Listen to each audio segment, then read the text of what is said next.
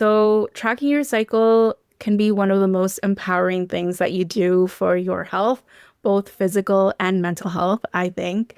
And it's not just about knowing when your period is coming, but it's about recognizing those patterns and identifying those irregularities and noticing how your cycle affects everything from your energy to your mood and even your skin and hunger. Welcome to the Advanced Women's Health Podcast, where we empower women with the latest insights and advice on holistic health. From cutting-edge medical research to practical wellness tips, our mission is to help you thrive at every stage of life. Join us as we explore topics ranging from hormonal balance and reproductive health to nutrition and mental well-being. Whether you're seeking solutions for a specific health concern or simply want to enhance your overall wellness, you're in the right place. Let's embark on this journey to better health together. This is the Advanced Women's Health Podcast. Hello, everyone, and welcome back to the Advanced Women's Health Podcast. Today, we are diving into a topic that so many of us wish we knew more about growing up, and that is menstrual health.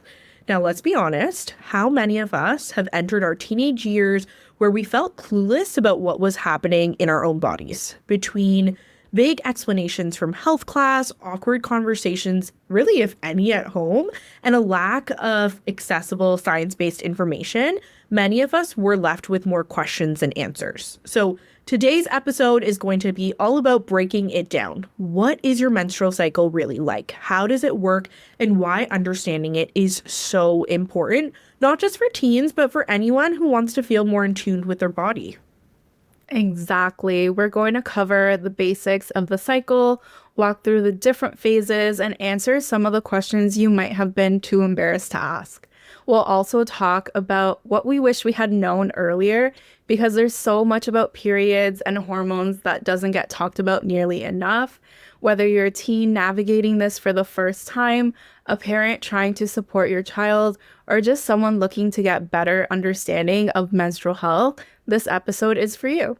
So grab a cup of tea or water, get comfy, and let's dive into the menstrual cycle together. Amazing. I know I got my water for this episode ahead of us. I think before we dive right in, let's introduce ourselves. So for anyone that's new here, my name is Dr. Sasha Montero. I'm a naturopathic doctor, and I am joined today by Natalie, our holistic nutritionist. Hi, everyone. I am so excited for this conversation because menstrual health is such a huge part of our overall well-being. And I know firsthand how confusing it can be when you don't have the right information. Absolutely. So maybe to get things started, Natalie, do you feel comfortable? I know I'm putting you on the spot, maybe sharing what your first period experience was like. Like, what did you wish you had known back then? Yes. So it's always funny because, of course, it was on vacation. And of course, my mom was not with me. So I was on vacation with my grandparents. I was in Florida, and I remember going to the washroom and thought I had hurt myself. And I've had the conversation before with my mom earlier, but when you're experiencing it, it's kind of scary because blood is coming out of places it had not come out of before, right? So you're like, what's going on? And then having to figure out how to put a pad on, if it's in the right place, and then feeling like you're wearing a diaper after, right? It's a whole different experience. And then the cramps hit, and you are so tired, and you are so uncomfortable in your body. And it took me so long to really get to a place, I would say until adulthood, where I felt like I was in control, and it wasn't for one whole week out of the month where I felt completely not myself. And it's funny enough because we are talking and I am day 3 in my cycle, and I am sitting on a heat pad, but now I know better as to what really supports my body, and it's really getting to explore what works for you. Yeah. Oh my gosh. You said so many things there that resonated with me where, like, yeah, it sounds like if you only had known, but even sometimes, even in knowing, right? Like when you're actually in it, it's so different. And there's so many changes that are happening. Similarly to you, I had that experience where, oh gosh, I think your body almost stores traumatic events. And so I think for me, I registered that somewhat as trauma. But I remember running down the stairs and I was like, I think I cut myself. Like, Mom, is there something going on? And she lovingly, laughed at me and was like, okay, like, let's talk about it. But I think that's when I actually had that first conversation. I don't remember talking about it prior to, oh gosh, for anyone listening, if you remember Fully Alive in school, like I remember having that textbook, and that was the Yes. extent to the education surrounding what's happening with your body. And I went through the ebbs and flows of, yeah, like some cycles were really painful. And it was what was normal to me because I was seeking out advice from the women around me. So if they had painful cycles, it was almost this rite of passage. Like maybe I was supposed to have it too. So it's so important to note that, yeah, like there's so many misconceptions that can happen with your cycle. And if we can talk about it, we can somehow educate ourselves to feel more empowered. Definitely. So, for anyone listening, we kind of mentioned a couple things in there. So, let's take a step back and quickly break down the different phases of the cycle so we're all on the same page.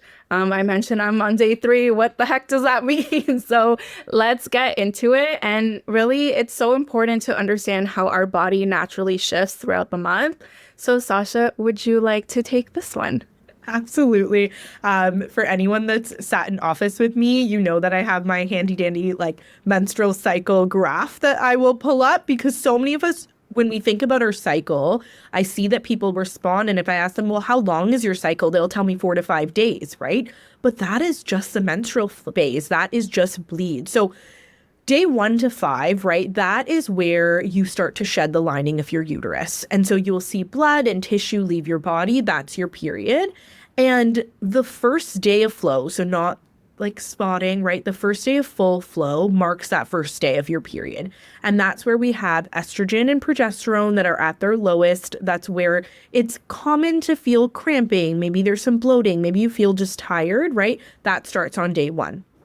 Now, in that first half of our cycle, so maybe like that day 1 to 14, if we're talking about our textbook cycle, right? There's also what we know as a buildup. So your brain starts to tell your ovaries to kind of start to grow eggs inside these little sacs that are called follicles. And one egg is supposed to become the biggest and strongest. So our body is producing estrogen that's going to thicken that uterine lining to really get ready for a possible pregnancy. And so usually too around this time, people start to maybe notice that energy naturally increases. I know I hear a lot of time people are saying, this is great for productivity and social activities. And then we have kind of that mid phase in our cycle, that day 15 to 17, where things really peak. So estrogen needs to peak up to actually trigger release of our eggs. And that's also when testosterone starts to increase a little bit. So we start to see maybe libido goes higher, maybe, that doesn't register for libido for you, but maybe that's overall confidence. And that's when your ovary is supposed to release this mature egg into the fallopian tube. That's what we know to be ovulation. And that's also where fertility is at its highest. So you're most likely to get pregnant if sperm is around. And that's also where sometimes people can notice like a little bit more cramping, right? It's not necessarily that your period's coming again, but it's that ovulatory cramps that can come on. You may notice vaginal discharge changes. So things may be a little bit more slippery, more clear around this time.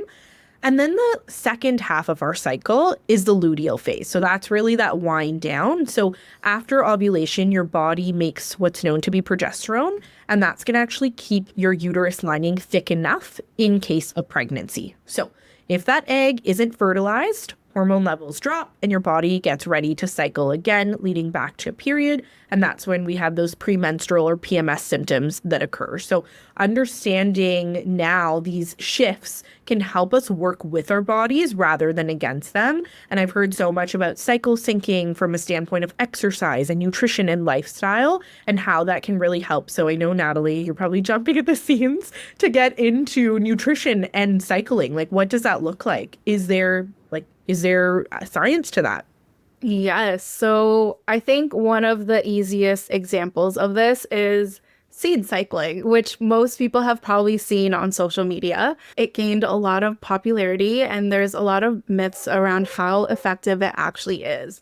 Let's break it down and talk about what's really important here, which is the nutrients in the seeds and how they really support the hormone health as part of a balanced diet. Seed cycling is really a practice that pairs seeds, flaxseed, pumpkin, sesame, and sunflower, with different phases of our menstrual cycle to provide nutrients that support hormonal balance.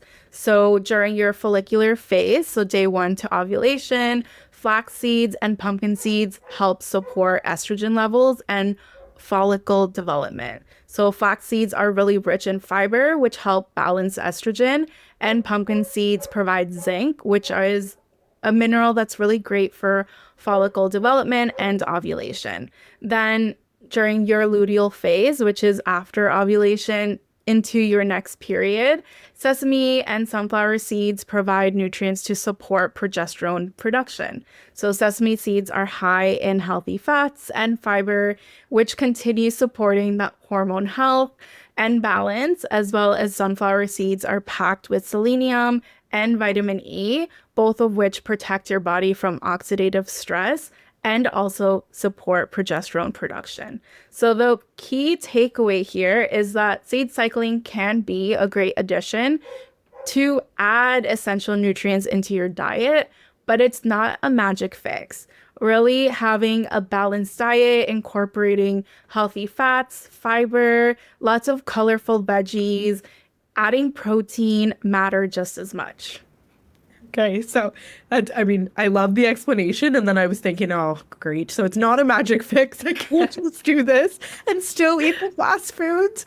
But it's so interesting how such a simple practice can have such a big impact on the hormones, right? And I find that even something to nourish our bodies, to maintain that routine when it comes to having a resource to manage your period is so important. But I think something that you touched upon too was in your period story that the right products also seem to make a difference. And there is so many options available. Like I know when I go into the store, it can be so overwhelming to pick the right menstrual product. So maybe we can transition a little bit and talk about what those different types are.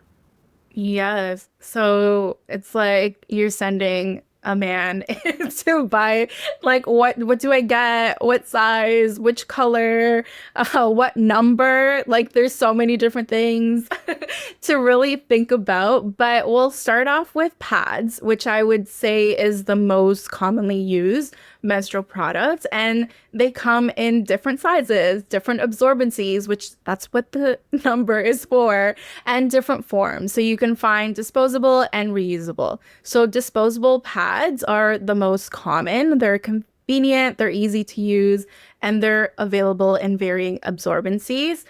And many of them have wings, which is not chicken wings, like those funny meme, but they are wings that help keep it in place on your underwear. So this is something that you are wearing on your underwear and it's not anywhere in your body.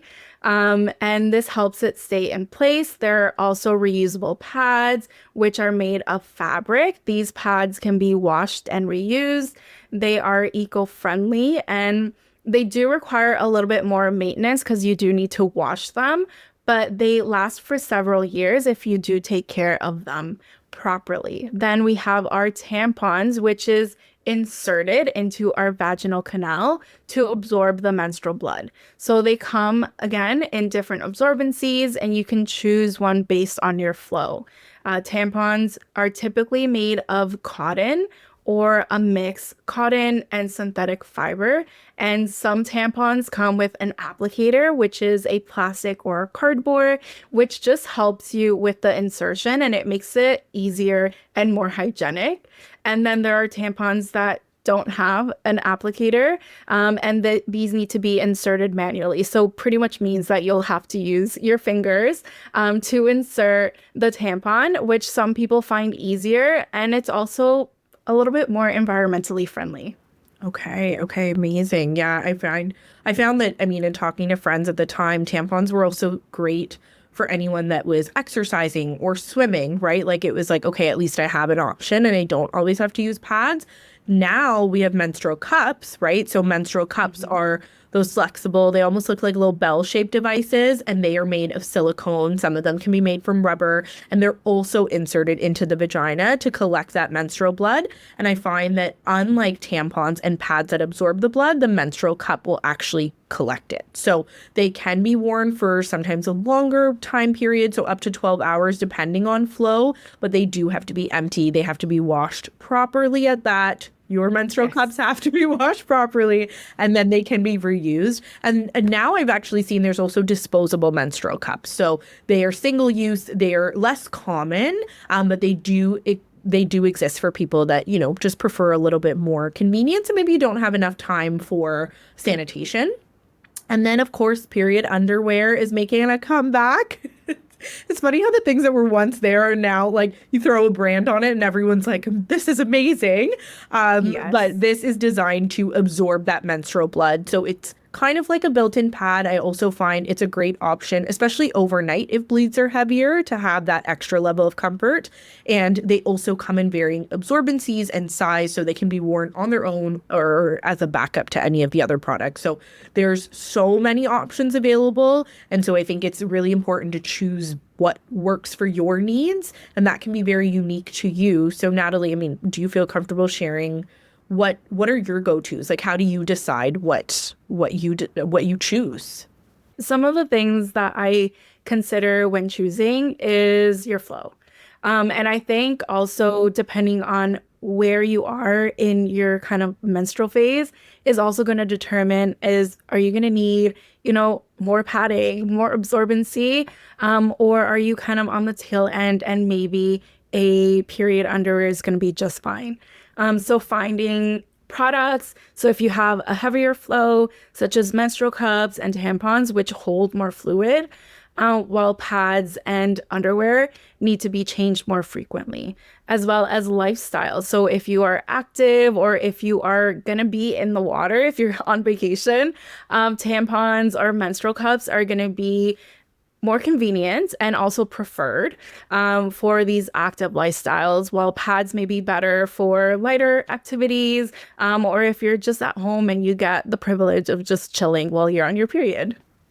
Absolutely. Yeah, that's so important to note because, again, what may work on day one for people may not work on day 3. And that's where I also find comfort for me is key. So I have gone through trying out different products to just see what's best because every body is different. And so just because what worked for mom or what works for your sister or your best friend, that may not work for you, and that's okay. And then also just environmental impact, right? A lot of these things, if they are disposable, that is going to be waste that we are generating. And so reusable products like maybe menstrual cups, cloth pads, or period underwear are eco-friendly. And so if that is something that you prioritize, then that may be what you choose because they require more care, but we're not generating as much waste. So I think picking the right product is just part of that equation. But outside of that too is also understanding when our cycle is coming, like tracking our cycle, because that is so crucial. There's so many apps to track our cycle. So is that like, do you cycle track? Yes, definitely. And it's something that I actually wish I had started and learned about much earlier, because I would have felt a lot more validated in why I do the things I do at certain times of the month. And it also helps me to understand and be a little bit more kinder to my body because it changes throughout the month as well. So tracking your cycle can be one of the most empowering things that you do for your health, both physical and mental health, I think. And it's not just about knowing when your period is coming, but it's about recognizing those patterns and identifying those irregularities and noticing how your cycle affects everything from your energy to your mood and even your skin and hunger. In a way, your cycle is like your body's report card. I absolutely love that. I'll have to start using that with Like patience, it is, right? Like it gives you an insight into, okay, what's happening. And I also find it so beneficial when I am talking to people where now you have that to pull up and you can look back at that information because it tells us overall what's happening. And our period is a reflection of what our body systems are doing, what our hormones are doing. And it also helps to understand, okay, are we experiencing things like irregularities? Because our period can come month to month, but is there variation in how many days that comes? Like, I don't even remember what I ate yesterday. So if you ask me about my period and what that's looked like, I'm often like, yeah, I think I get it monthly, but is it every, 28 days? I don't know.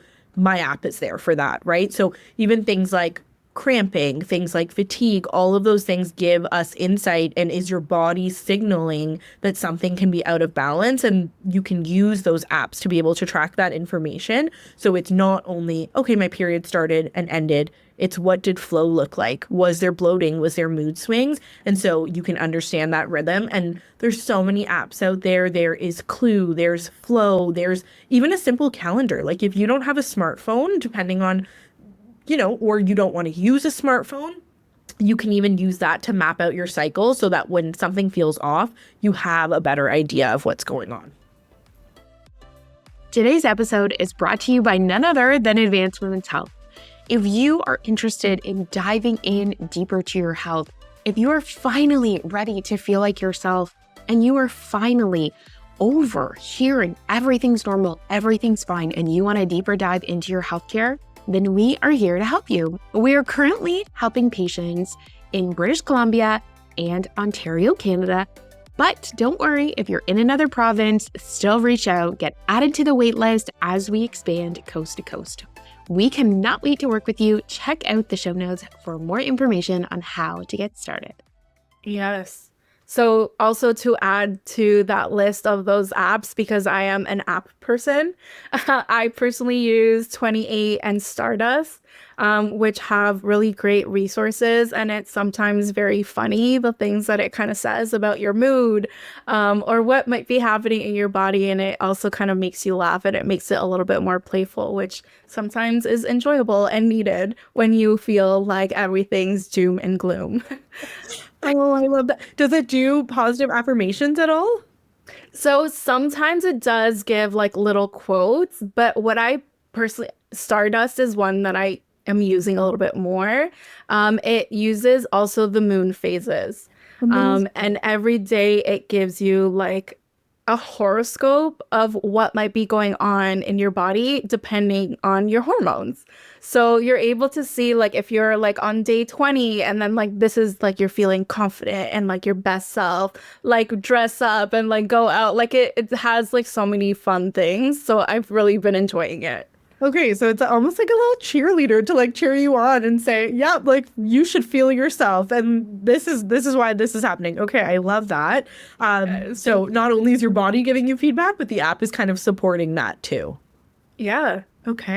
And it's really to see that your period is not a nuisance. So it's not just something that you tolerate, but it's really a vital sign. The way in which your cycle shows up every month is a way of checking in with your overall health. Your metabolism, your endocrine system, your nervous system, everything is connected. And that's why I love the idea of thinking of periods as your report card. If everything's in balance, your cycle will be regular and you'll feel good throughout the whole month. If things are out of sync, your cycle might show signs of that. And you'll see the pain, the PMS, the irregularities. And really, it's a way of your body giving you that feedback and telling you like, hey, something's going on. Let's change something here. Absolutely. If I can like do snaps all around for everything that you said, it really does come down to that tracking your cycle is going to lead to that sense of empowerment, which for many teens, I find the conversation is surrounding feeling supported and feeling comfortable during these big transitions. And so for maybe any parents listening in, how can they support their loved ones through this journey?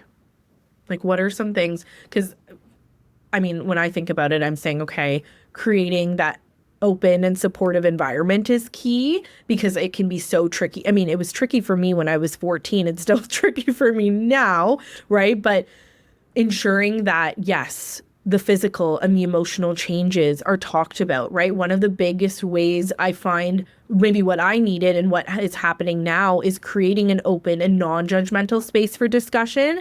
So I find it's very important to normalize that conversation, letting your loved ones know this is valid. You are there to listen, whether that may be you're helping them choose a menstrual product or you're just helping them to navigate what these like big changes are in your body. As a woman, we understand that every single month, and if you do experience these symptoms, it can be tough. And I am one that every single month I am such a complainer, and I don't want anyone to give me a solution or advice. I just want to complain of this experience. And I think that sometimes teens, that's what they want as well. Just someone to sit with them and be like, hey, I hear you. I understand. I can relate.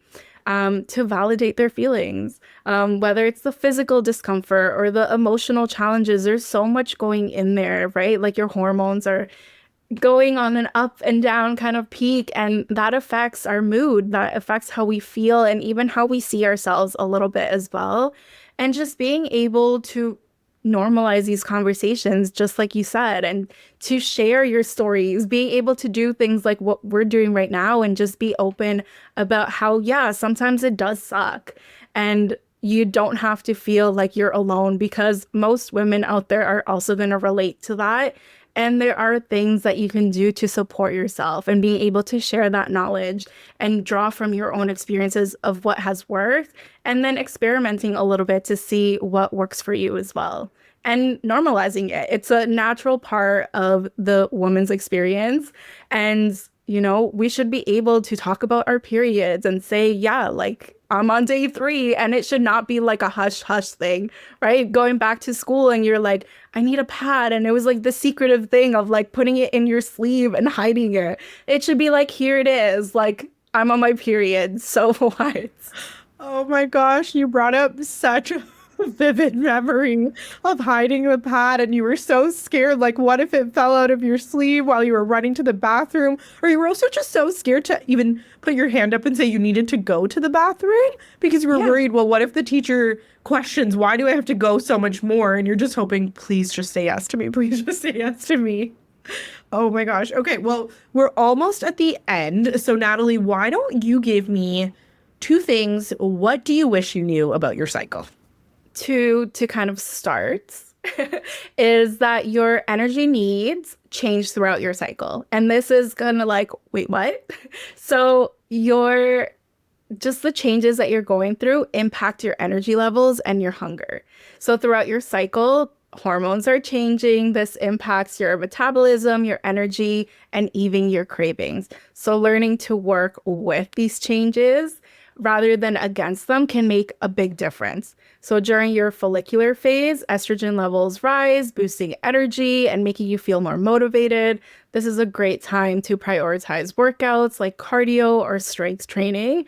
And you're also not going to be as hungry, and that's completely okay. But if you are working out more, then you want to make sure that you are supporting those energy needs. So have those meals. If it's smaller meals, if you are snacking, then make sure that your body is getting the proper nutrients. And then during your luteal phase, your progesterone increases. And this is when you're going to feel the hunger and the cravings, and you're going to need more nutrient dense foods, more comforting foods. And this is really normal to feel that change in hunger. And I know some people experience, they're like, I just want to eat everything. And it's like, yes, because your body is building and it's waiting to potentially have a baby. So it needs more food and more nutrients. And that's completely normal to experience that. And just always bringing it back to that balanced meal. So are you having enough protein and fiber and healthy fats to really support those changes and help stabilize, your blood sugar, and then also to help support not having those energy crashes? Then one other really big thing is that I wish I had focused and known a little bit better that diet and exercise can help PMS. And I really get it. The last thing you want to do is get out of bed and have to do any sort of physical exercise. But symptoms like bloating, mood swings, and cravings can really be decreased with the right diet and just a little bit of movement. So, nutrients like magnesium, which I'm always like, if you are on your period, emphasize and prioritize those nutrients, those foods that have magnesium in it, which are found in spinach and nuts and seeds. And this can really help, especially if you have a lot of cramps. And then it could also make you feel a little bit better, just mood overall. Then vitamin B, which is found in sunflower seeds and bananas, can really support in that hormone regulation. And when you're adding that gentle movement like yoga or just walking, that can really help with bloating. And then it could also help with you not feeling as irritable, right? Like if you are snappy when you are on your period, move your body. Whatever it is that feels right for you, even if it's light stretching, get out of bed and move your body and get that energy out. And as well as adding a little bit of higher intense energy. It doesn't have to be right when you have your period. Like rest, do what feels right for you. But before your period, if you are doing things that's a little bit more fun, a little bit more active, that can really help with your mood and energy so that you are sustaining it and it doesn't feel like you are like, I'm here during ovulation, I feel great. And then you're crashing down and you're like doom and gloom, right? Gosh. But it's just really important to understand and also accept that you're not going to be 100% throughout your whole cycle. And throughout the whole month, your energy level, your strength, your endurance, your motivation is going to look slightly different. And that's okay. And you can use food and you can change the workout routine throughout to support that, to add nourishment and to support your hormones. And, just adding whole grains, lean proteins, lots of colorful veggies is a great place to start. And that was very long, but now it's your turn. What do you wish you knew? Okay, I'm realizing that I asked you a very hard question now that you've turned it back to me.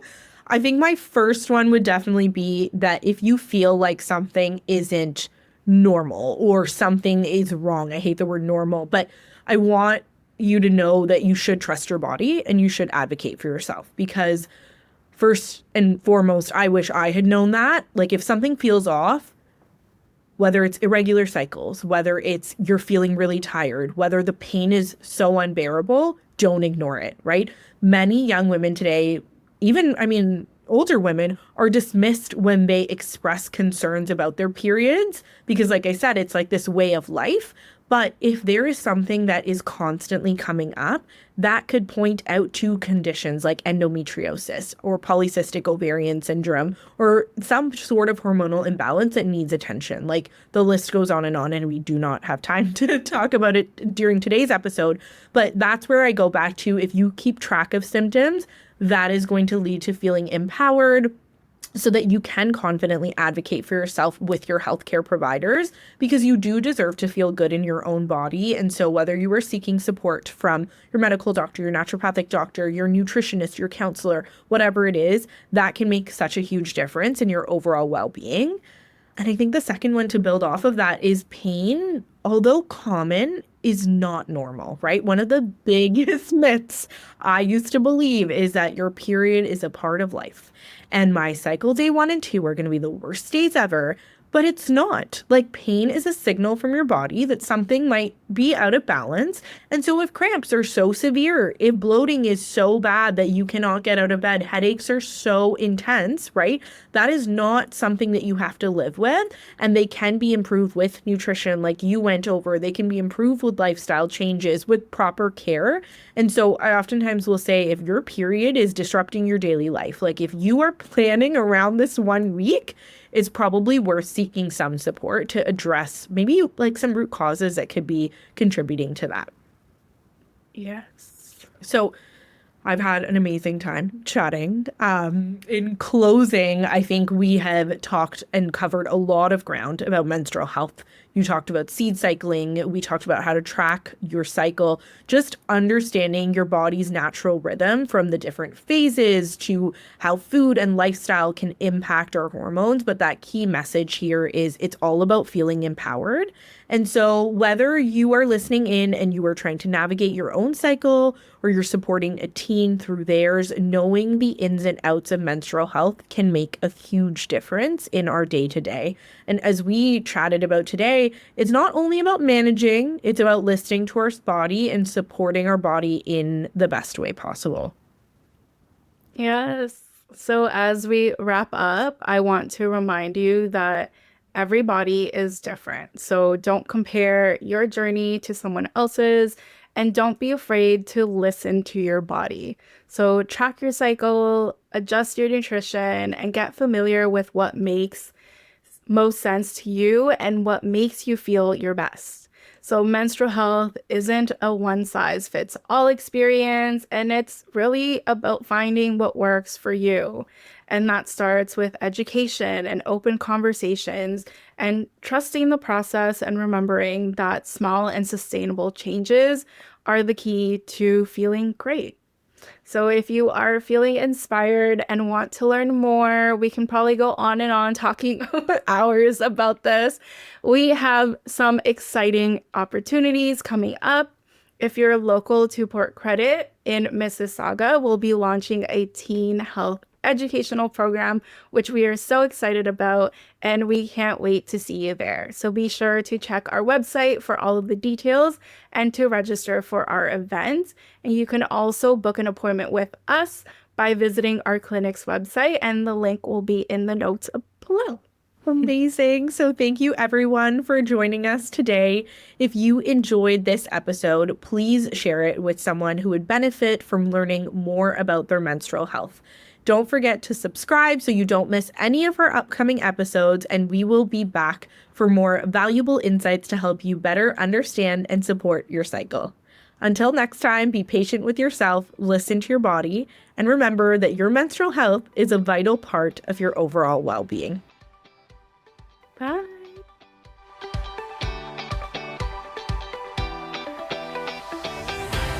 Thank you so much for listening. I hope that you had as much fun as we did.